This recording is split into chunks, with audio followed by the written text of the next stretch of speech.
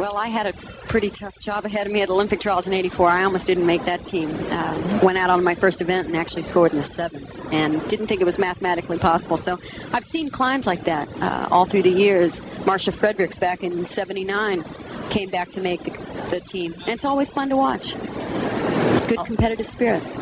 Always adds to the drama. And now you're looking at Christy Henrich, our leader after 3 rotations. She's ready to compete on the floor. What is putting pressure on her is the fact that Wendy Bruce, the lady who's currently in 2nd place, did so well on the vault. She wants to finish first, albeit not factoring in the Brandy Johnson situation.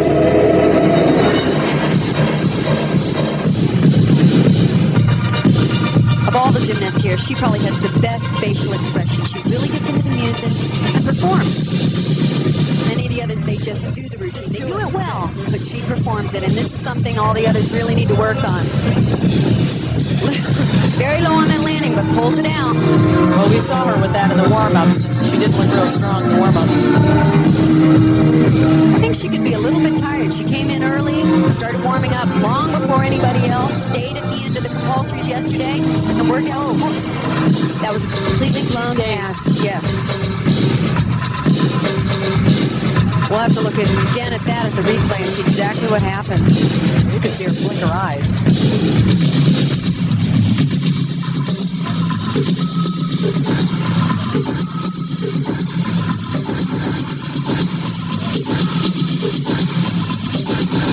It's a major mistake, but it shouldn't jeopardize her position on the team.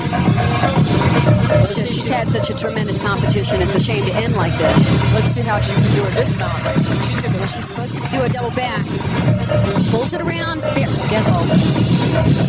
like I said, she just looks tired. I honestly thought, and probably would have done so myself, opted to do a double twist. Not done the most difficult tumbling man. She's blinking and shaking her head. She does not look right. She's fighting back certainly the emotions of it. It's a tough way to end a great competition for her. Now, she's the one who had a broken vertebrae in her back.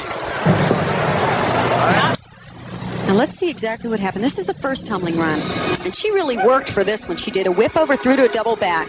And when you start out this week in a floor exercise, it would be like starting out to run a half a mile and dying in the first quarter of the race. It's really tough. Before we present the award ceremony, she does a front handspring, front with a full twist, step out. Did not have enough power here. And that was not what she planned to do at all. Exactly. That's what concerned me. She snapped her head. And then she blinked. Now watch her face here. She comes up after she snaps her head down. Yeah. You see her hit the deck. Now watch, she'll come up and she'll blink.